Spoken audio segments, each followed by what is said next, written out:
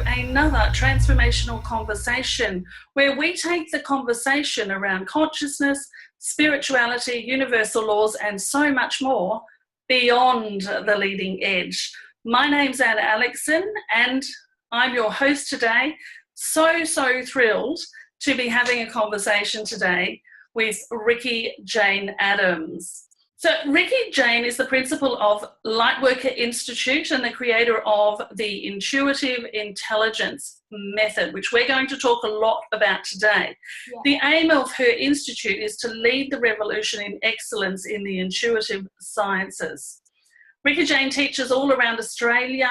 She offers training in her flagship Intuitive Intelligence 2-day workshop through to a 12-month intensive. The third level, contributing to a new generation of gold standard, wildly abundant intuitive readers, mentors, coaches, and healers. That's all of you watching. Her mission is to connect as many people as she can get her hands on to the wisdom, the God voice that resides inside each one of us. We're all intuitive. And in decades of immersive learning and applied research, Ricci-Jane has created a system that powerfully connects people to their sixth sense. Ricci-Jane has a doctorate from the University of Melbourne in magical realism, which I'm going to ask more about. Yes, please do. She's a qualified transpersonal counsellor, Reiki master, and trained in the EMF balancing technique. And she's spent over 20 years devoted to her spiritual awakening. So this is going to be an amazing conversation. Ricci-Jane, thank you for joining us and welcome. Thank you so much for letting me be here and hang out with you, you gorgeous creature. I think we're going to have lots of fun. Fantastic. Now, I want to start the conversation right at your website. You have a video on there, and the title of the video is, some people would say controversial. Of course, I don't think it's controversial. Every conversation we're having around intuition is wrong. Yes. Tell me about that. Yes.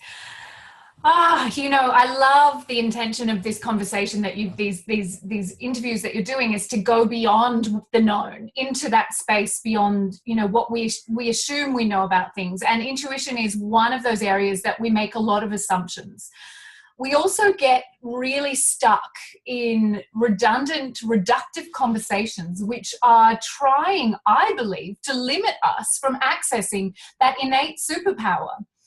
So I say it all the time. I'm so bored of you trying to figure out if you're intuitive. You just are. Let's all just take that knowledge. Let's just all assume that we are six sensories and that we just haven't been told necessarily.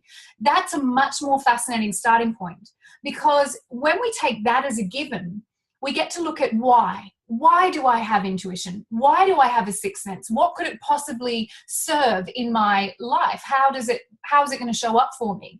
And, so often we ghettoize intuition. We put it into that, when I'm choosing an oracle card, or when I pick a crystal, or when I'm looking for a car park, I'll access my intuition. But what if we lived and breathed it?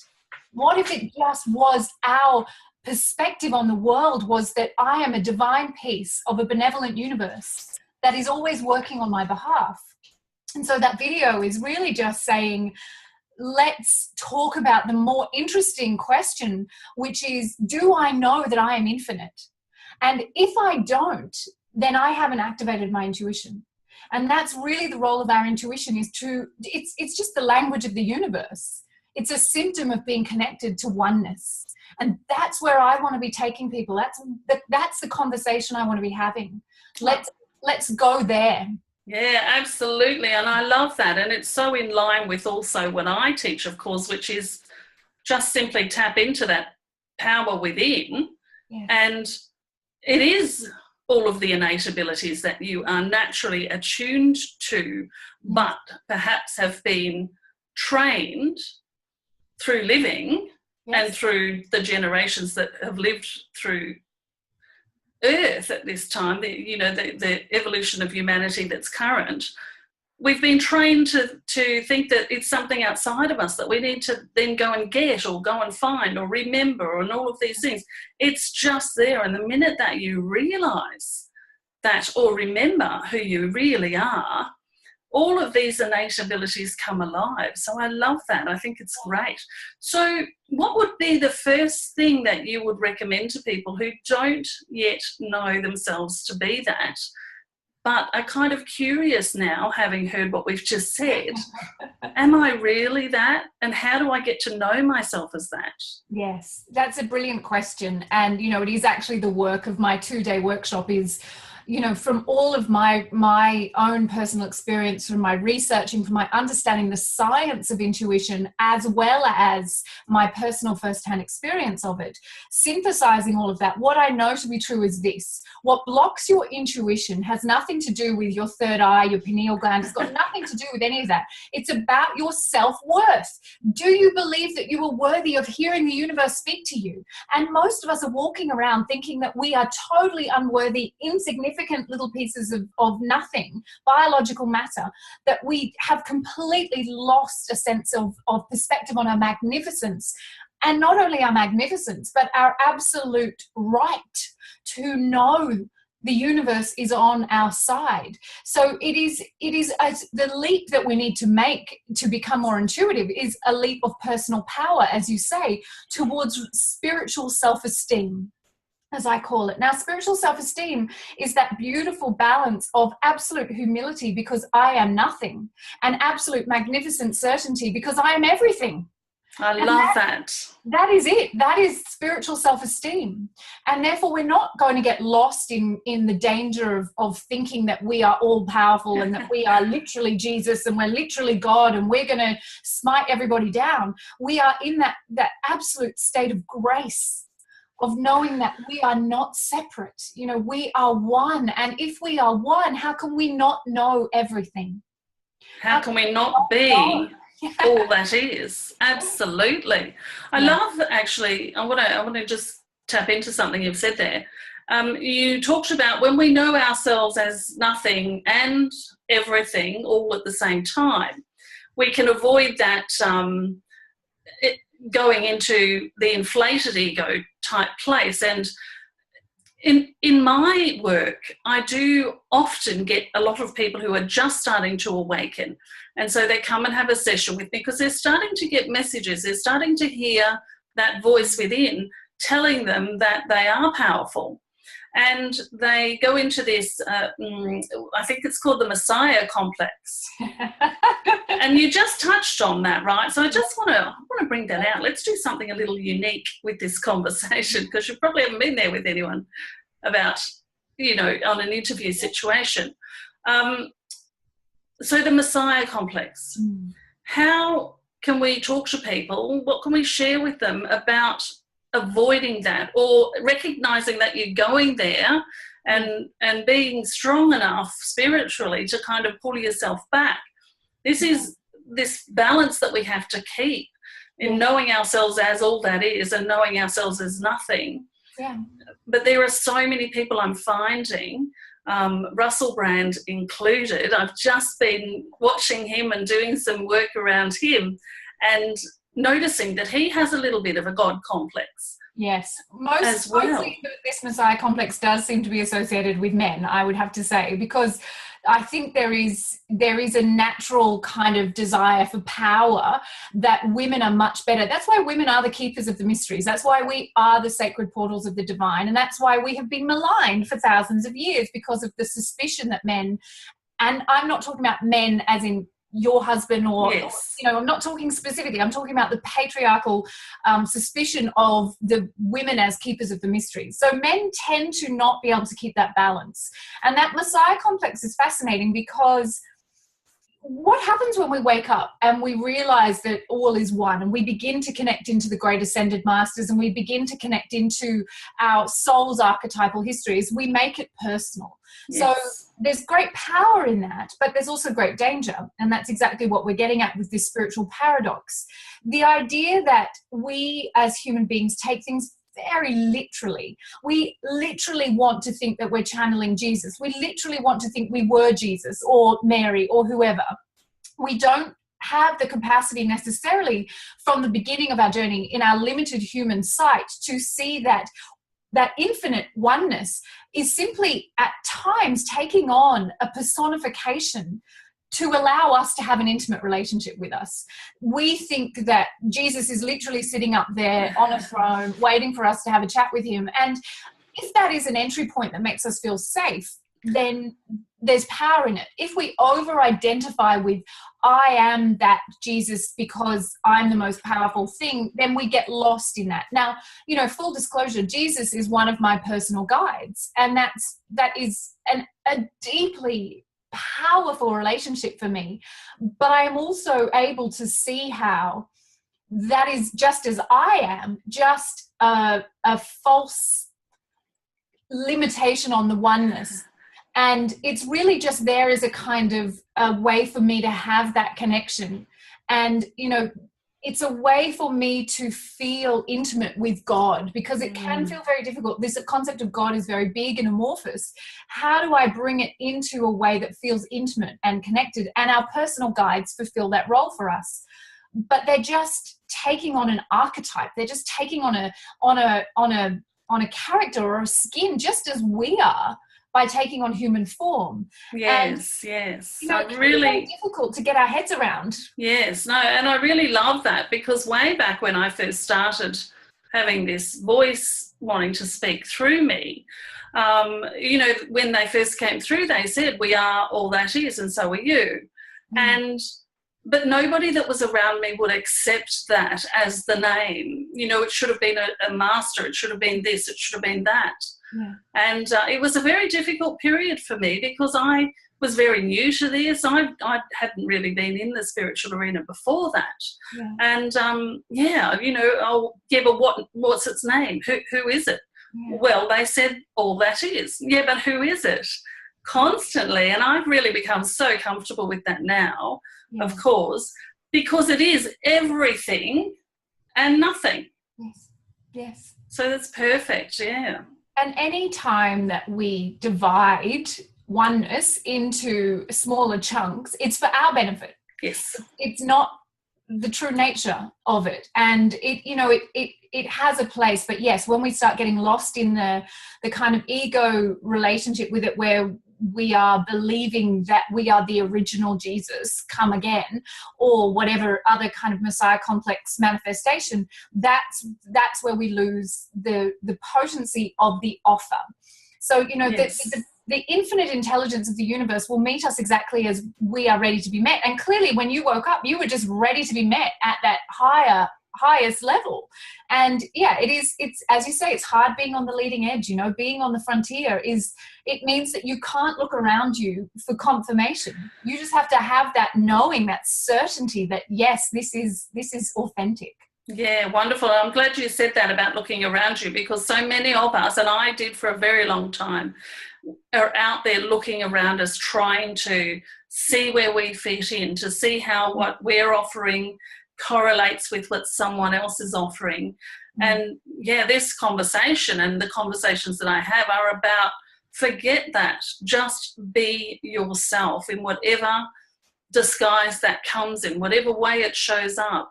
Yeah. I literally do that every time I speak with a client. I move out of the way, and you know, sometimes just as you, Jesus will come through if that's the belief of the person that I'm speaking to. You would have that experience as well, of course. Whatever your belief system is, we will speak to, because that's how you can receive it. Yes. Yeah. So that's wonderful. Let me ask you about, I really am interested in hearing more about, what is magical realism? Yeah. Tell me about that. That was my sneaky way of getting my spirituality into an ivory tower. I love it. And, you know, really for me it was, you know, I can talk about what magical realism is, but yeah, it was, I knew, you know, I have the Aquarius and I have the Scorpio, and I have all these, you know, competing needs and desires in me. And part of what I wanted was to get a qualification from one of the world's leading institutions, because, you know, I'm an educator, I'm a mentor. I love to go to the edge of research and knowledge and to contribute to that. And so it was a very strong yearning in me to be an academic, as well as, you know, my spirituality has been there since I was born, because of the the luck of having a mother as a spiritual seeker. So, you know, what I wanted to explore and play with was my kind of desire to be an academic and a researcher. And joyfully, those things could combine, but not in a transparent way. I had to find a way to be able to talk about this stuff in, you know, in that institution without sort of being maligned for talking about spirituality. So magical realism is a literary genre. But what that means is, you know, for me, and what was exciting for me is where it comes from, where it emerged from, was South America. And if we know anything about South America and the indigenous cultures and the you know, the infiltration of Catholicism through the colonialism that happened at that time, is you have an indigenous culture who had beliefs about the world that are very much in alignment with what we believe, the mystical and that dimension of reality being as real as 3D reality. So you had a whole culture that was already completely comfortable with the human paradox of being both divine and human. And then you have these kind of, you know, these oppressors, these colonial, you know, the Portuguese and the British and all of these different cultures that came in and colonized that part of the world. And as a result, you've got this paradox going on, this kind of doubling up of it. So magical realism was a way of writing about life just as it was in South America, but it makes the ordinary strange and the strange ordinary. And the idea is that the word they use, without getting too academic, is defamiliarization. Right. So instead of taking things for granted, as we do in the West, we assume that our secular Western way of being in the world is the right way because it's intellectual based and it's science evidenced and blah, blah, blah, blah, blah. We actually look at the world with open-mindedness, and we question and we query, and we're permitting, for example, one of the things that comes up a lot in magical realist novels is, you know, people who have died are characters who talk and walk around and share their wisdom and tell stories, and that is just completely normal. And in fact, you know, the most famous author of magical realism was a man called Gabriel Garcia Marquez, and he wrote many beautiful stories. But he called himself a social realist. He said, there's nothing magical about this. He said, we do talk to our dead. We do have magic as part of our daily life. We exist between the seen and the unseen worlds very comfortably. You know, it's simply in the West, we do not know how to make sense of that. We deny that part. For it, yeah. We're suspicious of it to the point where we will absolutely, well, you know, at some points in our culture, we've actually burned witches at the stake because we have no capacity to accept it. Yes. So that's what magical realism is in a nutshell, and I hope one day to write about it, because I feel like it is one of those bridges between the secular and the sacred. And you know, that is my mission, Anne, is to bring what we do out of the New Age ghetto and bring it into the mainstream, because there is no reason for this stuff to be fearful or suspicious. Yes. When there is so much good evidence for it. And to be hidden, because it's one of my ranty things is about, you know, stop hiding, stop pretending that you're an intuitive mentor when you're actually psychic and these sorts of things. Be okay with it. Yeah. Because the more of us that do, you know, I use the expression step out of the spiritual closet, the more of us that do, the more, and certainly with my own experience, the minute that I started talking about what was happening to me, because I've always been very open about it, I've never felt that need to hide. I'm very blessed in that way. I think my soul had done a lot of work before it became me. And everywhere I would mention it, I'd be scared to mention it, of course, but lots of people would come back, oh yes, I've got that going on, or this is happening to me. And it's how we change the culture.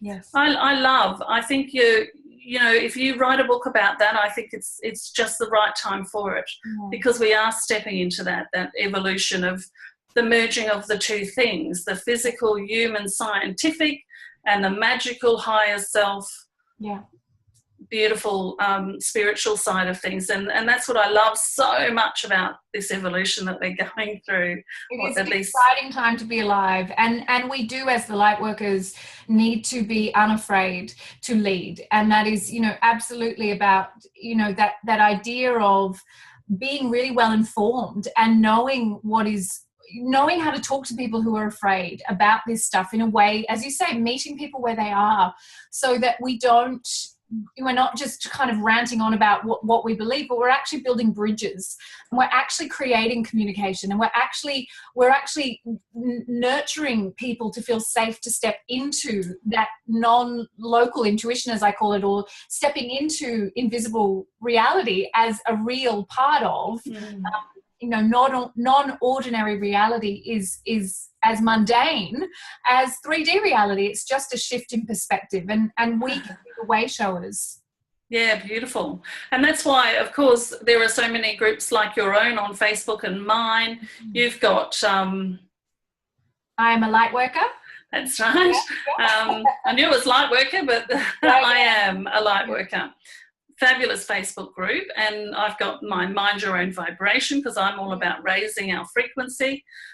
So yeah, wonderful, wonderful. I do want to talk a little bit about the science of intuition. Yes, please. I love it. Well, I want to ask you about it. I mean, I'm not scientific at all. I go and look at those things and read them, and I recognise that. And in fact, my guides way back when actually suggested to me, I said, well, what is this stuff we're doing? And they said, go and learn about brain retraining. So I did that, and I recognised that that's what I'm doing in a different way, right? Yeah. And so I'd love for you to talk to us, and I say us because I know there's a lot of intuitive, spiritual people who are watching who could certainly do with a way to describe what's happening in a way that their friends who are more scientific, and their husbands and partners and wives, can understand it a little bit better. Yeah, I mean, it is an area that's so vast, but it is, I think there's some really key ways into it. And I too, I'm not a scientist. A lot of it is way over my head, but it's that thing of the more that you familiarize yourself with it, the more comfortable you get with understanding it. And, knowledge is power. And we do live in a paradigm that privileges knowledge. So it's okay to equip yourself with knowledge so that you do feel that you can confidently own your magic. And I think that is a real power of what I teach. And I teach that in my 2-day training, because intuitive intelligence is about that bridge, once again, between 3D and 5D reality. So, when I start talking about the science of intuition, I always begin with quantum physics, because it's a really obvious way that we can make people feel safe to sort of look at this stuff, because despite the fact that much quantum physics is still not even embraced by scientists, it doesn't deny the fact that the knowledge and information is available. Very simple things. For example, there are no watches in the field. You cannot be in the world without changing the world. So we know that we are connected to what we would probably call the divine matrix, which is the infinite field of possibility. It's also known as the quantum field. And that quantum field connects all life. And that is science. That is quantum physics. And as part of that, we cannot not change it. So the act of observing changes what is happening before us. So when we start to think about this metaphysically, we understand that it's not about sort of abdicating responsibility or being passive in our own lives, but that we're actually, with every feeling state, constructing our reality. We are not having a life, we are life. And quantum physics is demonstrating this to us, that the world will show up for us in the way that we believe it to be. And there is no limits to this, Anne, as you know from your own life. And the more that we commit to seeing in that way, that we are not passive receivers of life, but we are actually creating life just by being in it, we can activate that, we can take that, we can own that. And the other wonderful thing about understanding that we are one with all, connected through this quantum field, is that we can begin to understand how we can change without doing.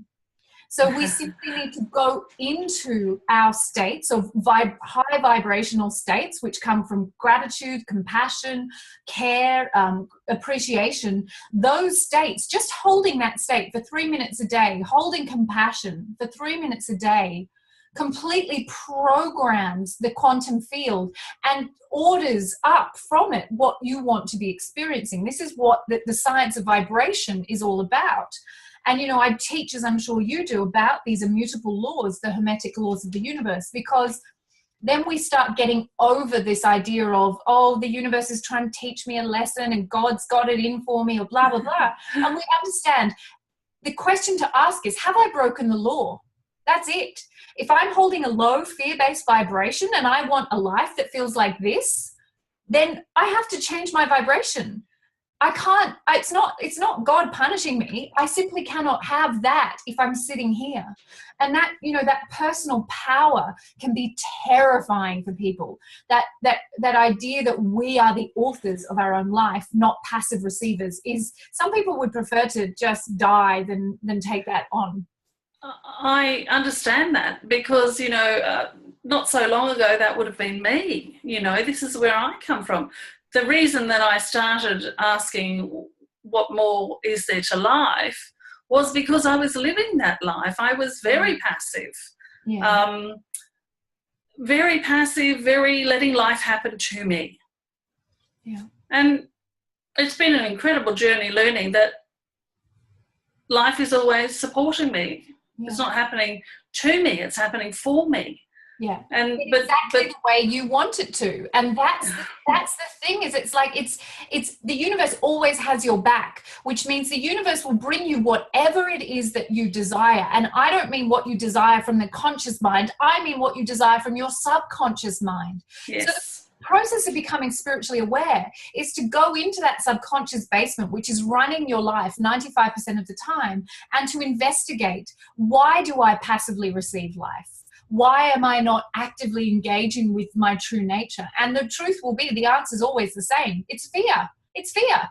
Absolutely. Fear in 1,000 different ways, but it's always fear. And that's love or fear. Love or fear, exactly. Everything and nothing. I love the paradox. Yeah. Absolutely love. Yeah. And I live in the paradox. Yeah. And when you can live in the paradox, everything becomes so, well, I guess that's the flow state. Yeah. Absolutely, that's exactly it, isn't it? It's just life flows to you. So if we're saying to our viewers here that if their life isn't exactly as they want it to be, then their job is to find those fears and to do what they need to transmute them into love. What would you recommend that they do? Well, they should totally come and hang out with me at the Intuitive Intelligence training, because that is what it is all about. But if I was to give you one practice to take away today, it's so simple that, you know, the majority of people will dismiss it because its simplicity betrays its power. And that's the problem with this stuff, Anne, is that it isn't a magic bullet. It's not whatever green juice you should be drinking. It's not getting the right crystal. It's not about getting anything outside of you. It's about being willing to commit to yourself as the power source. So this practice is very simple. It's about privileging your joy or your high vibrational states. And I'm sure you talk about this all the time. When you have a bad feeling, when you have a fear-based, stressful thought, you go to it like honey to a bee. You go and give it everything. You privilege it. You look for its root cause. You investigate it. You wonder why. You associate it. Even if you don't know why you're having a bad day, you'll spend the whole day ruminating on it, trying to find a reason, so that when your husband walks in the door at night, you attack him because it must be him. He must be the reason you're feeling bad. And instead of investigating that stressful thought as in, is this love or is it fear, we privilege it. So let's do the opposite. When we have a good feeling, when we feel joy, let's say your kid's gone to daycare and they've come home and they've drawn a picture of your family and it just melts your heart. Normally what we do is we'd feel that for a microsecond, we put the picture down, we go back to our normal life, we get stressed about the dinner, you know, husband's not showing up at the right time, we're alone with the kids, blah, blah, blah, and we go back to our fear paradigm. What if instead we take that feeling and we do what we would normally do with fear, and we give everything to it? We take it and we feel it, and then we add into it every other good thing that's happened to us in our day, and we build this energetic bubble, and we just keep building it, and we just keep building it, and we get it so big that eventually it just takes over, and we don't have to keep adding a mental list. It just expands. And even if that is 5 minutes of sitting with the good, joyful feeling, you have totally reprogrammed your consciousness. You have totally changed your order to the universe. You have held the vibration of what you want to be living in. And what I would encourage people to do is just every time you feel a good feeling, stay with it for a minute or two longer. Give it everything you've got, rather than rushing back to the, the dominant paradigm of fear and worry and stress. Yeah, I love it. And I'm all for simplicity. I say to people, I'm the simplest thing that you'll know. Yeah. I think simplicity is the key to so much, because really, and as you're saying, but the way that I kind of say it is that if you can just simply bring yourself back to love, so up the vibration of love within your field and become the magnet to that, all the fear drops away, because they can't exist in the same space. Yeah. The mind can't hold two mental images. So if you privilege love, absolutely, fear just has to go away. That is the science of it. We can't hold two mental images at the same time. Which brings me to a really important question that I'd like to put to you, because there's a lot of talk out there. I notice there's a lot more coming out of people railing against what we're talking about, saying, no, you need to dig in, you need to get in, you need to go into the shadow side. And while there is, it's all balance, yes, there's times when you need to do that and things like that. What's your take on really... well, you're saying privilege the good feeling and stop doing that to the fear. But there's people out there who are now saying, I don't actually believe that. That doesn't get you anywhere. We need to go more into the fear. No, I'm actually all for both sides. You cannot, the reason my 2-day workshop to increase your intuition is called fearlessness, or, that is the text the students get, is because you must meet your fear if you want to hold the light.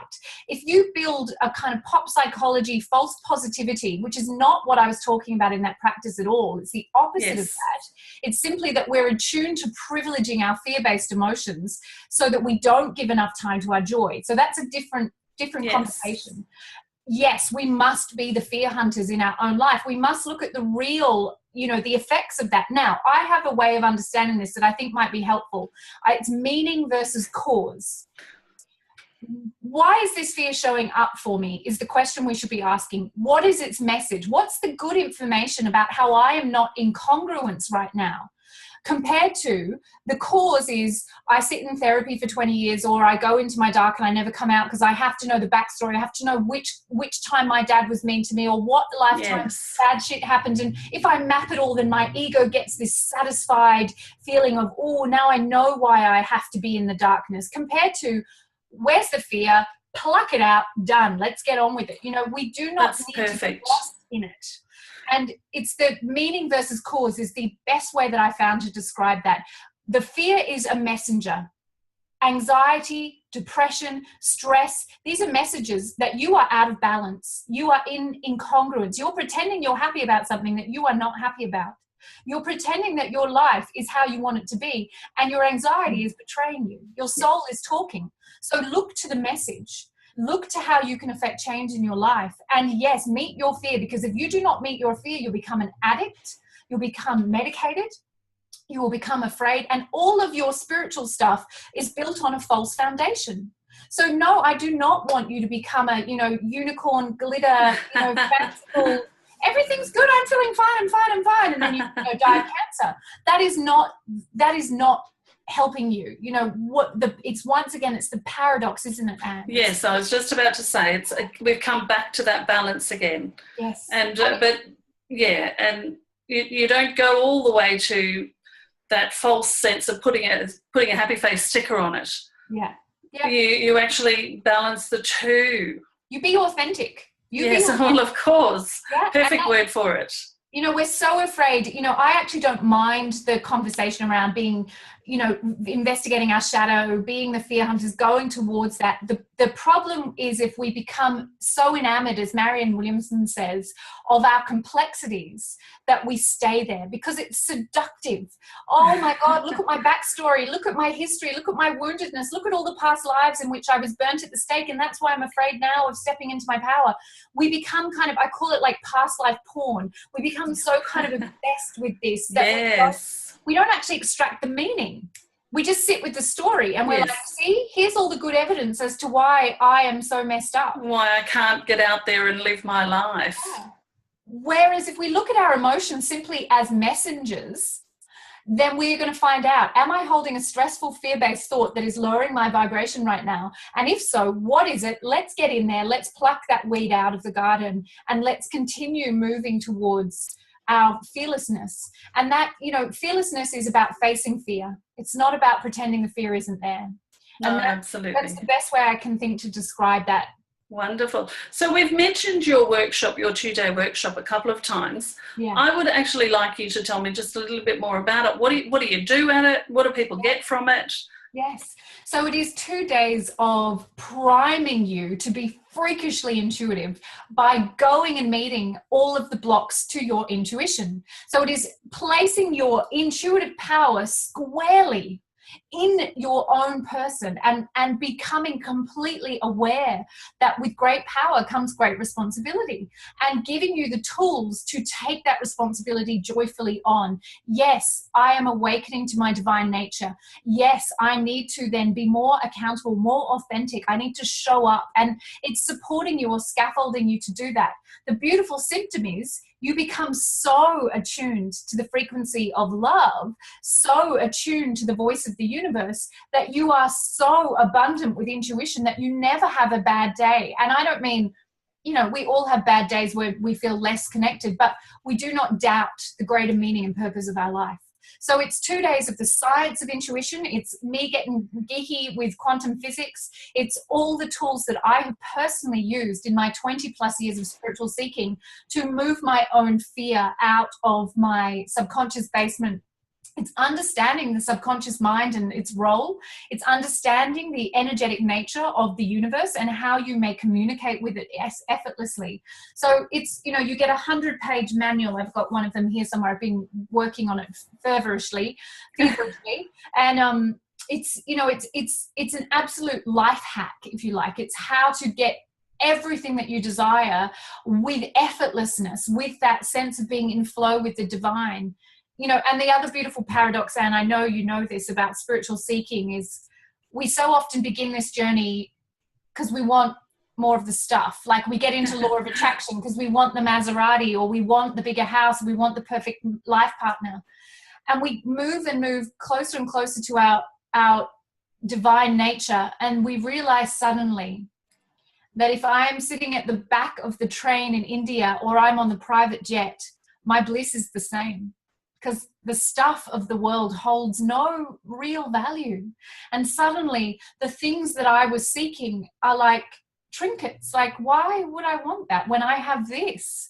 And that's the reward of the spiritual path, is that you actually recognize that the things you thought you were going after, it just hold no value. Hold no value. Like, and you'll probably get them because you're no longer crazy obsessed with having them. That paradox again, the minute you stop needing them so desperately, trying to create them, but you just become a magnet to them. Absolutely. What a delicious way to end our conversation. That's just so inspiring. So I will just let our viewers know that all the links to have a look at your workshop, but there's one coming up on the Gold Coast, and I think there's one somewhere else. So March 11 and 12 on the Gold Coast, that's almost sold out, so people should jump onto that. Sydney, April 29 and 30, and then Denmark in the southwest of Western Australia, May 2021. So yeah, we're going around the whole country. Fantastic. I can't wait to see all of these people becoming much more confident in who they are. I was going to say in their intuitive abilities, but I'd rather say in who they are. Yeah. Because separated. As you pointed out, that's exactly right. It's who we innately are. Yeah. Wonderful. So Thank you so much for joining me. It's been an absolute pleasure. I've learned so much about you, and I'd, love to have more conversations with you, so you might get another invite. Please. So thanks for watching. You've been watching Transformational Conversations, where we take the conversation around consciousness, spirituality, the universal laws, and so much more beyond the leading edge. We will be here again next Friday. Come and join us again. Thank you.